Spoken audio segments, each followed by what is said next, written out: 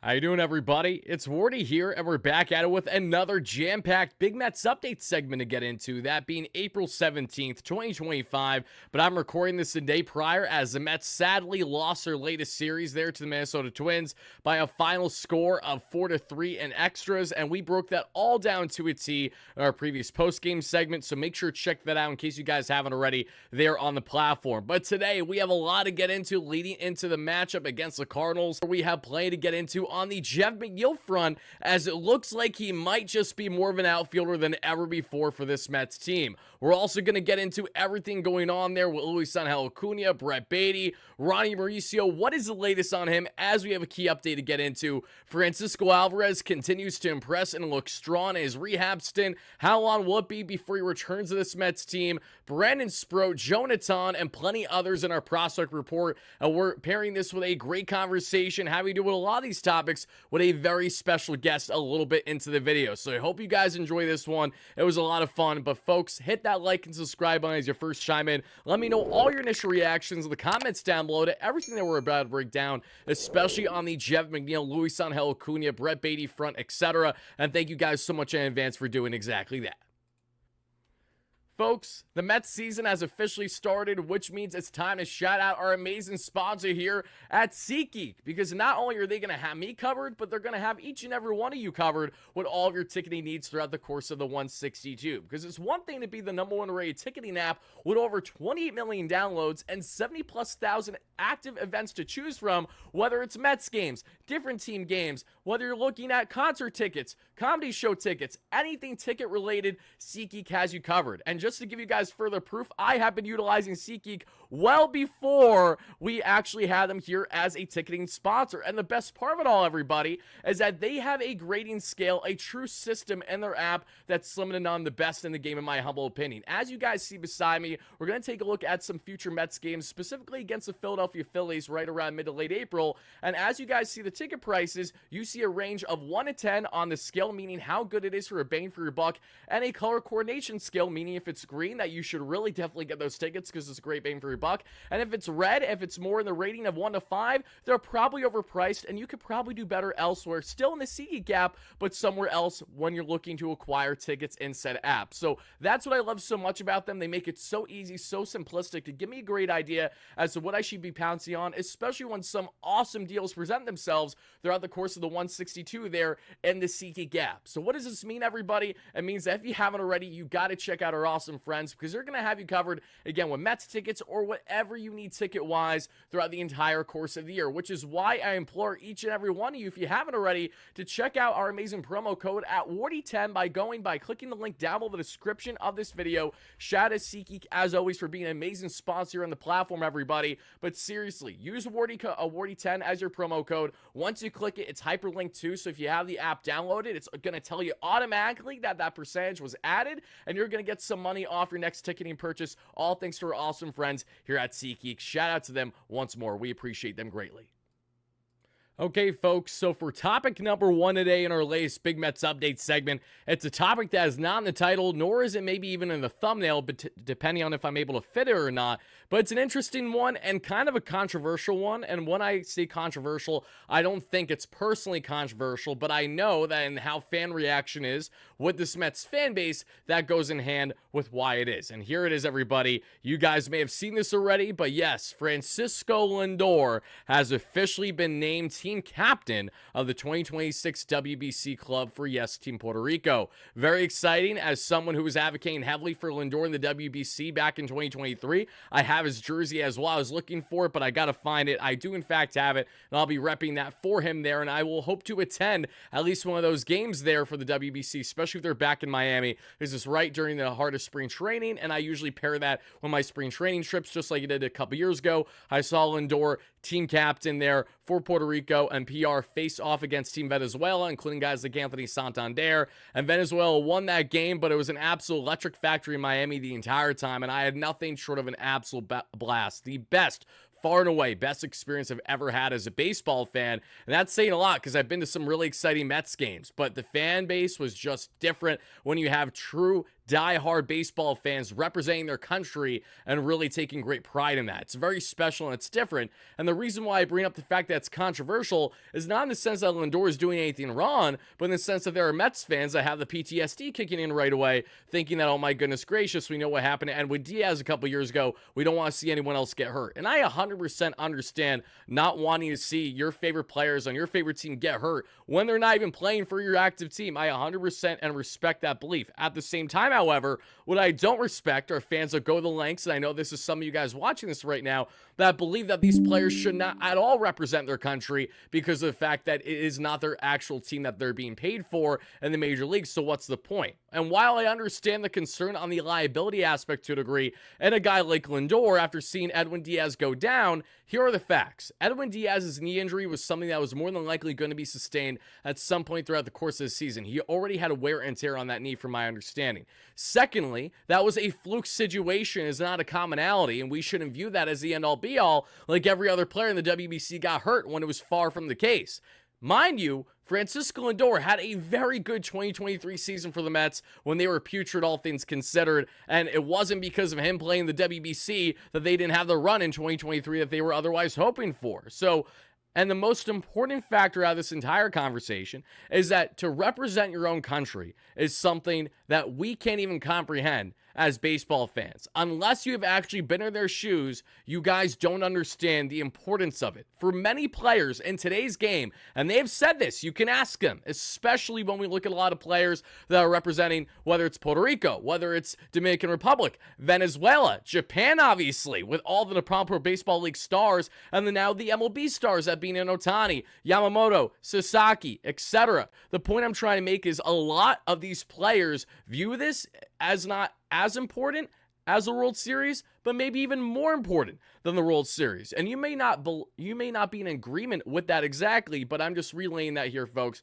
because Francisco Lindor is in fact captain, and he's going to represent Team Puerto Rico proudly, just like he did in 2023, just like he did back in 2017, and just like he probably will another couple years from now when PR is set for their next WBC tournament. And I'm excited to see him represent his country, as well as to see how he performs there in a high-pressure cooker situation that early in the season. Hopefully that might help him get in a groove there heading into the 2026 season versus maybe having a little bit of a slow start. No better way to kickstart things than to be in playoff atmosphere baseball there in the heart of March. So regardless of where you guys stand, Lindor is going to represent Team PR, and that's how it's going to be for 2026 WBC. But going on now from talking about Francisco Lindor, let's get into the latest here on Ronny Mauricio. And I want to give a shout out again to my guy Daniel Wexler. I hope he's seeing this, because little does Wexler know how much I admire his daily work, making sure that he's coming out with information on the prospect front. And he has some inside sources on the prospect front. And the one big thing that we've been waiting to find out is what's going on with Ronny Mauricio. Well, folks, here's what's going on with Ronny Mauricio. After hearing from Carlos Mendoza 48 hours ago that Ronny was going to be getting in game soon at the DH position for the Florida Complex League as it's a continued spring training, has now been confirmed by Daniel, as he's going to be getting 3 to 4 innings today at the time of you guys watching this video right here, if you watch it within the first 24 hours. And he's going to be getting 3 to 4 innings initially at DH, but then Daniel followed up, as you guys see here, and said that he's going to be at shortstop. So we'll see exactly if he'll be at DH or shortstop, but exciting news as Ronny Mauricio is finally getting back in game action for the Mets since he's been down with injury from that unfortunate tear there that we saw in the offseason of 2023 heading into 2024. So Ronny Mauricio, I know a lot of Mets fans are high on him. They want to see him blossom, and they just want to see him go out there and play baseball. He has tremendous power. He's an exciting dual threat from both sides. Whether that'll continue as a true switch hitting option or a guy favoring one side over the other, depending on the splits as he develops in his career, that is yet to be seen.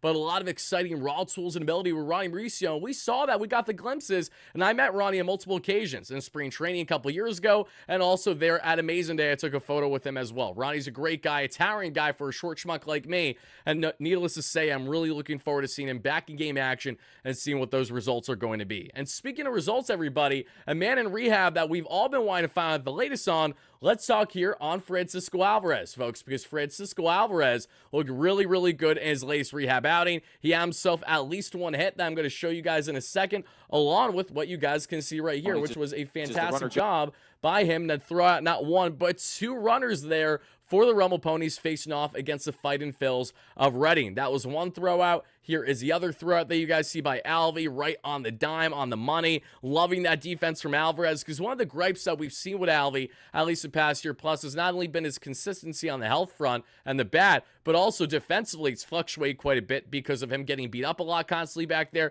but also his pop time. Like, Terrence absolutely nails runners 9 out of 10 times for the most part, if not 9.5 out of 10.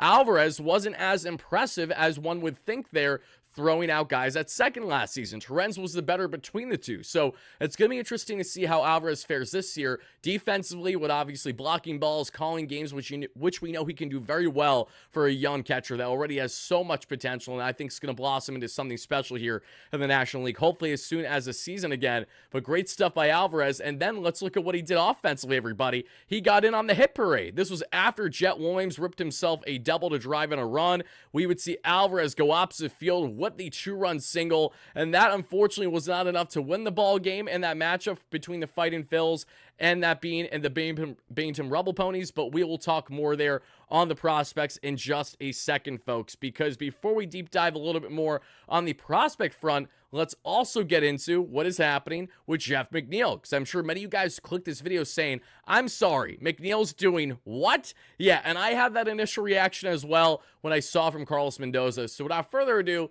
let's take a look at what Mendy had to say.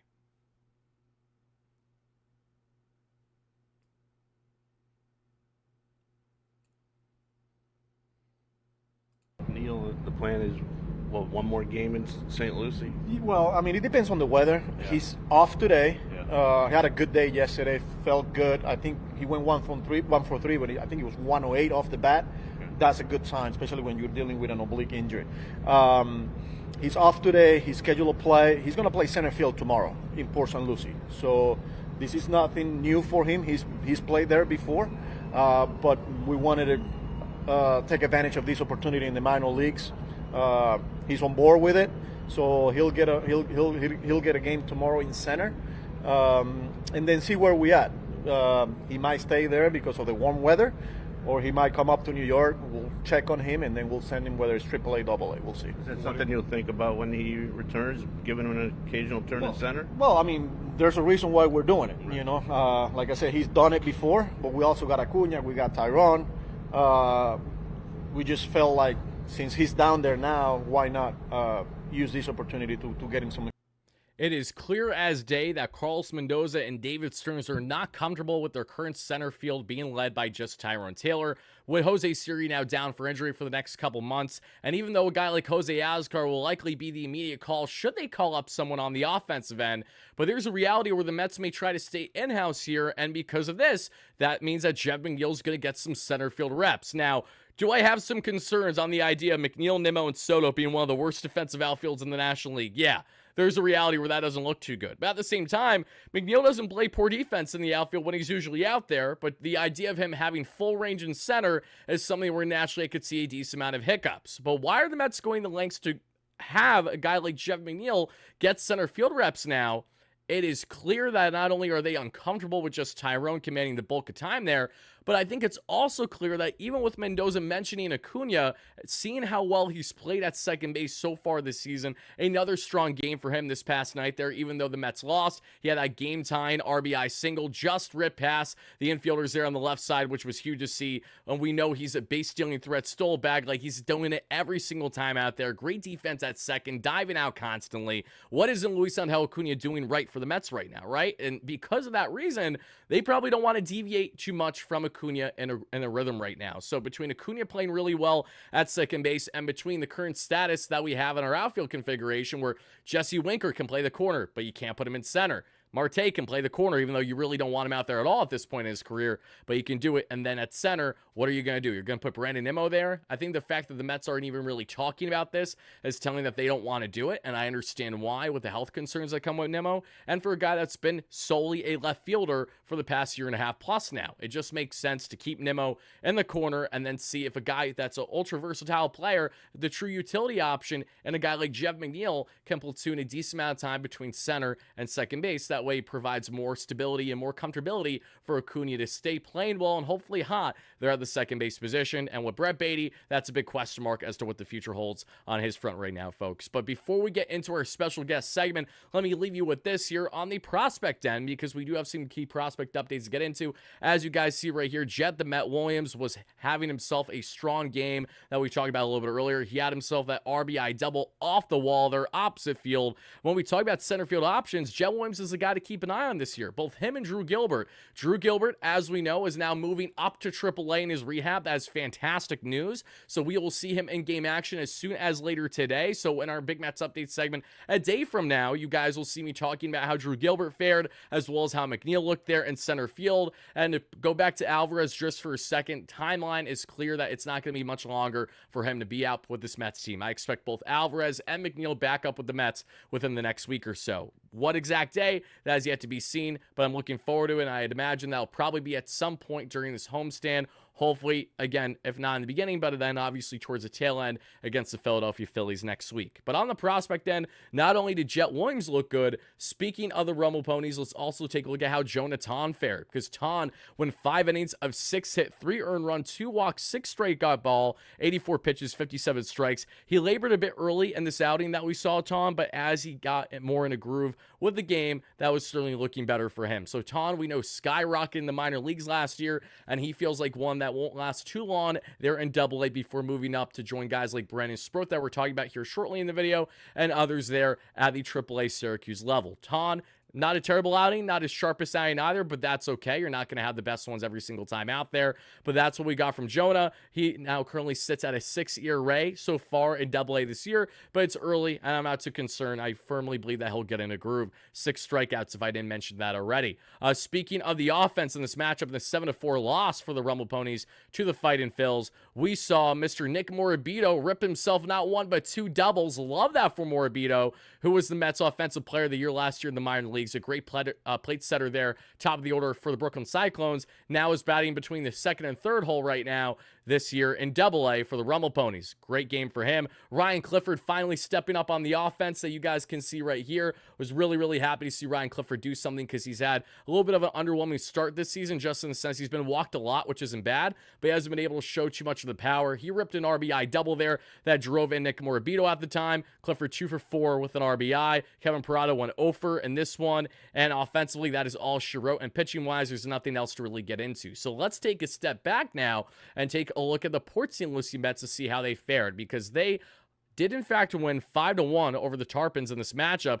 Dome, who was a pick by the Mets over the past year, went 5 innings of 1 earned run, 2 walks, 6 strikeout ball. Really good stuff there by Dome. Not complaining about it whatsoever. So he's exciting. He has a sub-4 ERA so far there in St. Lucie. And we also saw Mr. Ewing in center field, who's been tearing the cover off the ball. Won't be long before he gets moved up to Brooklyn, in my opinion. He went 3 for 4 with 2 RBIs, thanks to a double and a triple. And he's batting .259 with it over 1,200 OPS this season. Looking really, really good. Colin Houck went 0 for, but this comes a day after he had a really good day. Rodriguez there at shortstop won 1 for 4 with 2 runs scored and an RBI. Now let's jump to our final breakdown, which has to do with the Brooklyn Cyclones, because the Cyclones, the only reason why we're not talking about the Syracuse Mets is because the Mets had their game rained out. It was postponed.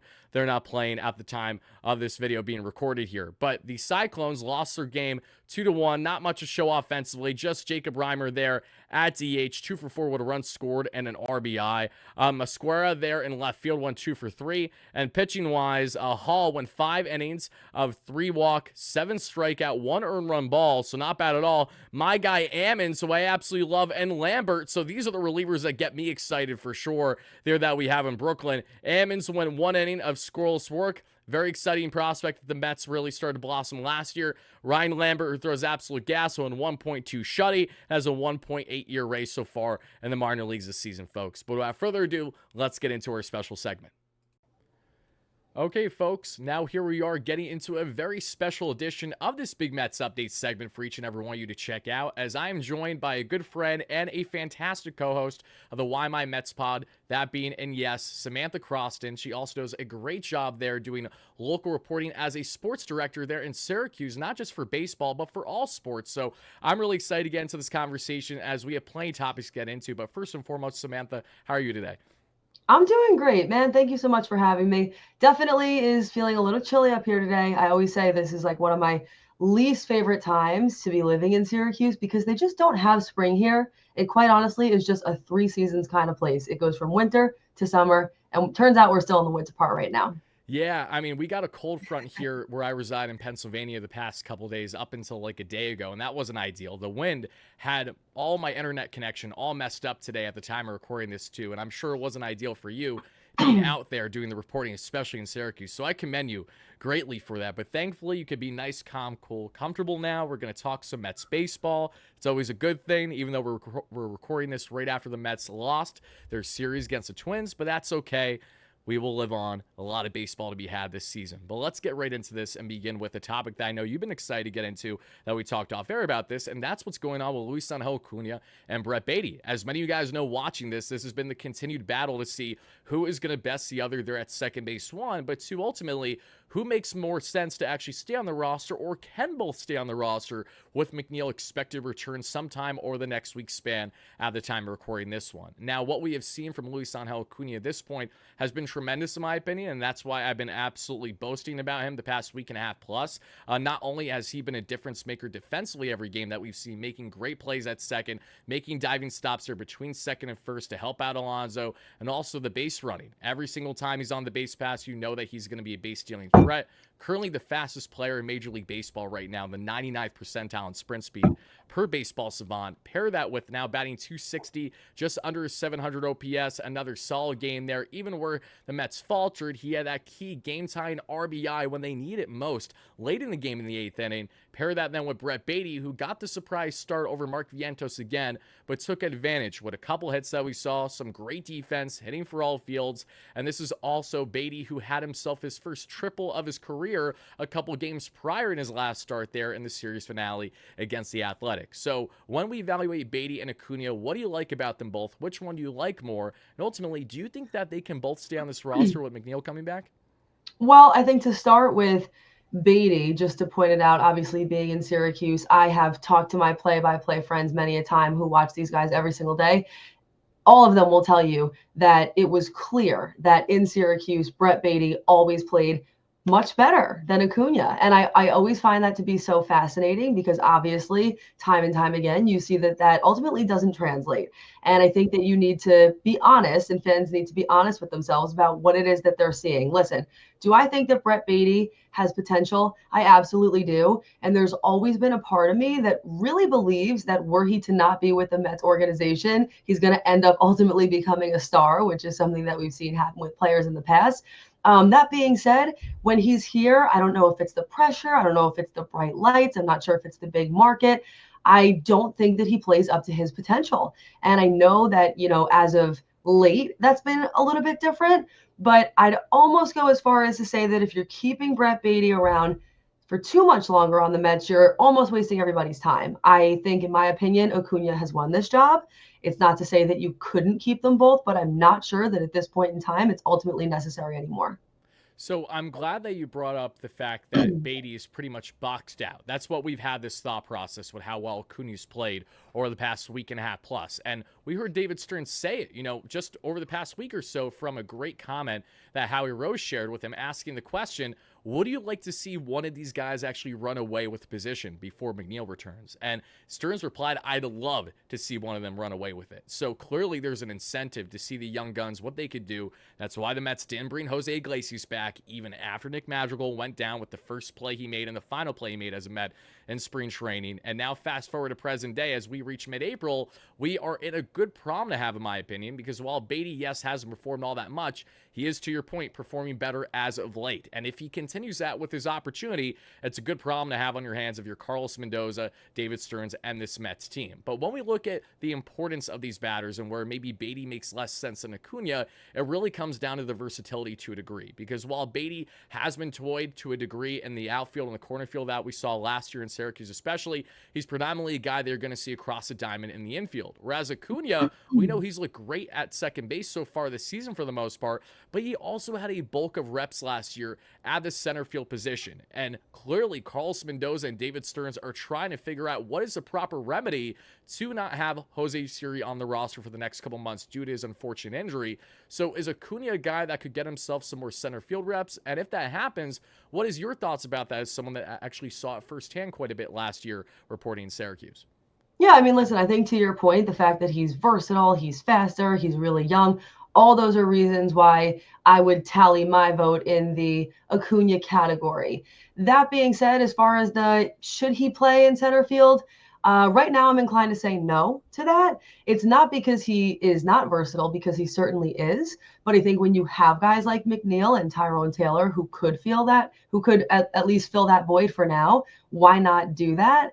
To your point, there is so much turbulence with that situation already. Acuna is trying to figure out where he fits. And like you said, Baty is still getting some of the reps to take a little bit of a right turn. That's another reason why I think that at this point, unless Baty is really starting to show something remarkable, it doesn't really make sense to continue. These guys, when they're playing at the AAA level, they're used to playing every day.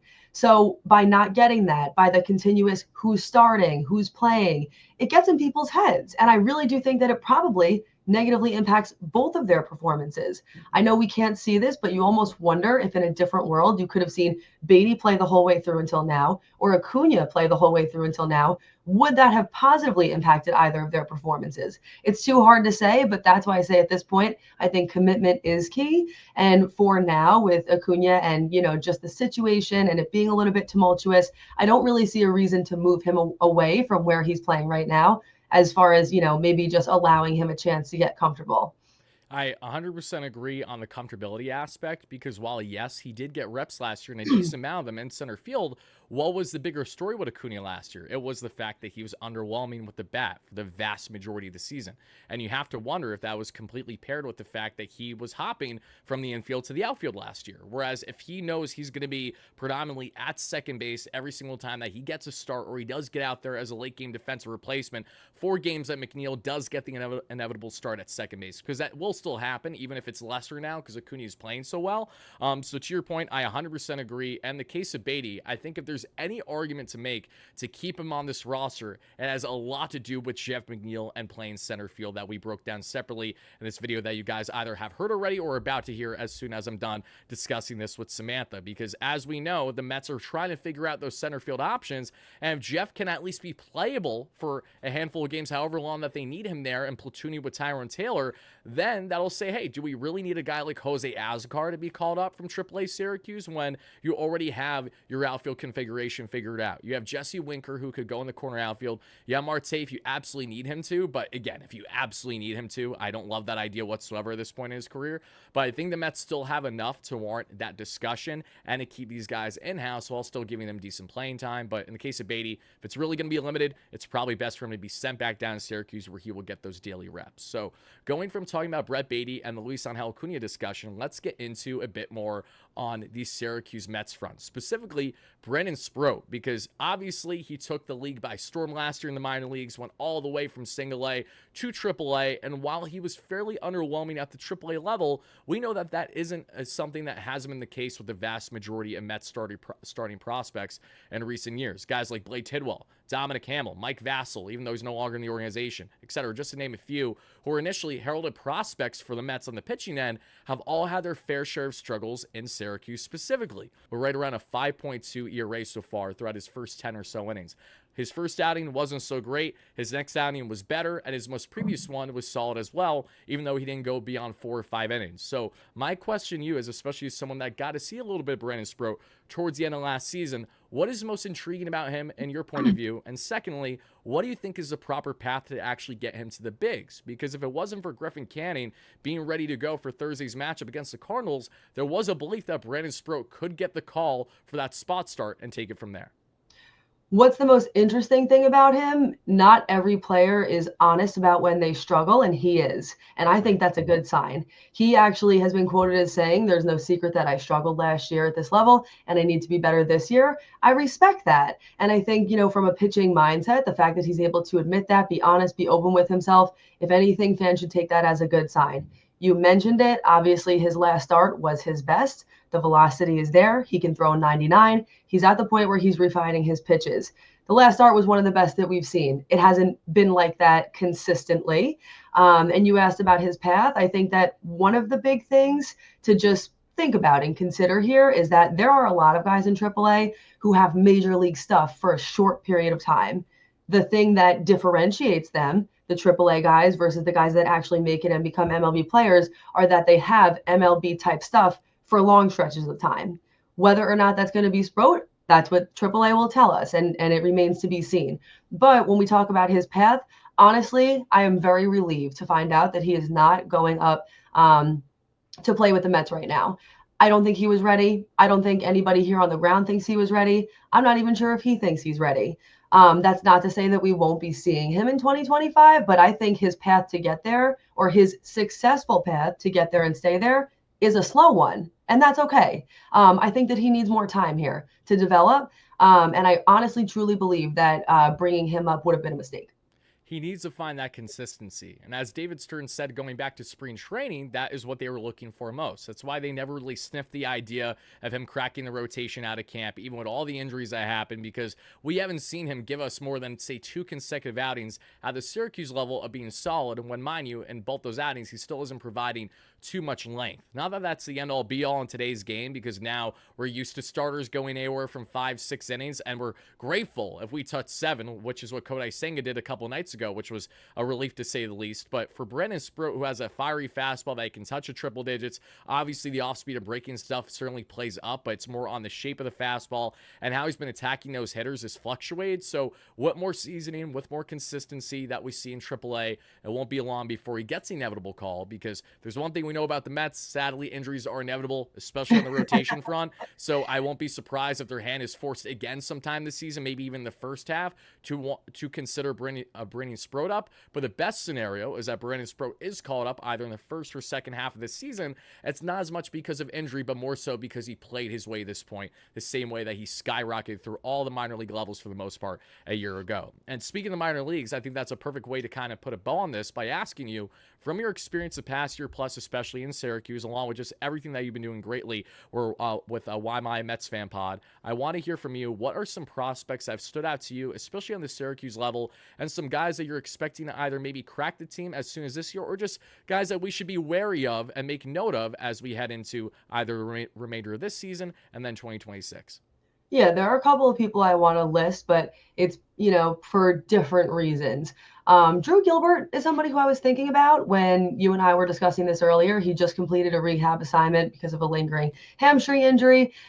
He is supposed to, according to tweets that I saw, be active with AAA again today. Yes. In low A this year, he is batting .375, 6 RBIs, 2 home runs, and 24 at-bats. Who's been crushing it. And obviously with Jose Siri out, Mets Twitter, the rumblings are already, there. People are already talking about Gilbert, but I just think that he's somebody that you want to keep your eyes on. Again, I like to watch the interviews with SNY, and he said this season he's focused on trying to be explosive, faster, and he's trying to make small changes to his swing, experiment a little bit. So look out for him, see if those changes are actually positive, and let's see how he does again once he is, with AAA Syracuse. The other guy I wanted to point out was right-handed pitcher Blade Tidwell, number 14 prospect in the organization. He allowed 1 run on 1 hit in 5 innings for Syracuse in his first outing. I'm sure some of your audience might have seen some of those clips because SNY was hosting them. he struggled a bit since then. And I think this is something that you kind of see, Triple A in some ways feels like the Wild West of baseball because you're not always sure what to expect. And like I said, there are guys who are great for short periods of time. Doesn't necessarily mean that they're ready to be a New York Met. But, last year he was kind of in this era where he was figuring out which pitches he wanted to be added to the mix. And now it feels like he's kind of focused on making those pitches better. So again, he's just somebody who, in my eyes, should be somebody who you just look out for, and you see how he's progressing. Beyond that, I would throw in a little nod to Jet Williams and whatnot. Shout out to Justin Hageman because he obviously made his debut today. For now, that's what I got for you. I love the breakdown, especially on the Gilbert front, because now feels like there's actually an opportunity at some point this season, right? Because now that he's getting moved up back to AAA, if he has himself a successful next month or so of baseball where he plays to the caliber that we're hoping that the Mets top outfield prospect can do and be, then that's a situation where that could force the Mets' hand in a great position where if Jose Siri is still a bit away to come back from injury, say Tyrone Taylor is playing Tyrone Taylor-esque, which is not bad but not great either. You certainly want, I think, more production at center there. And if Gilbert shows his defensive upside along with the bat that we know can certainly play up when it's right, that is a greater conversation I think you and I are going to have again in another segment later on this season as to if it'll be time or not to actually give him the call. And then on the Blades Hidwell front, I love how much of a fireballer he is. I love his breaking pitches. But my big concern with Blades Hidwell has been the exact concern that everyone else has had. It's one, the control, and it's two, the consistency. And I understand Syracuse Mets baseballs are a lot different and pretty inconsistent versus what you get at the major leagues. I know the major leagues are inconsistent too, but there's a steep drop-off as soon as you get to the minor leagues and the baseballs that you use and how that impacts pitchers. In the case of Tidwell, I think we're going to probably see him profile best as a multi-inning relief option for the Mets. I really think he could thrive there versus being your prototypical starter, but naturally they're going to try to stretch this as long as they can because he's still a pitching prospect for them. He was heralded out of his draft a couple years ago, and he certainly has upside. So I appreciate everything that you had to say there, Samantha. I can't thank you enough for coming on. This will not be the last by any stretch, but before I let you go, is there anything else that you would like to share? Honestly, I just want to say thanks so much for the opportunity because I really do appreciate you having me on. And I think at some point, and I'm sure you do this in streams that do not involve me because we're obviously here to talk predominantly about Syracuse, but at some point we need to address the elephant in the room, which is that the Mets blew it today and they don't really have a lot of great hitters right now. Pete Alonso, to me, at least right now, feels like the guy who should have been on the $700 million contract. So that's something they have to figure out in the future. Oh, for sure. I mean, if this is what the end-all be-all is going to be all season long offensively, we have ourselves a problem. So we'll talk more about it for sure. But Samantha, thank you again so much for coming on. To everyone that watched this video, thank you so much for that. Please make sure to smash that like and subscribe on your way out. Let me know all your key takeaways down below. What do you have to say about what Samantha had to say here, what I had to say, and everything that you wanted to hear on the front of the Mets in our latest Big Mets Update segment. That's Samantha Croston. I'm Wardy, and we're signing out. Have a great one, everybody. See you soon.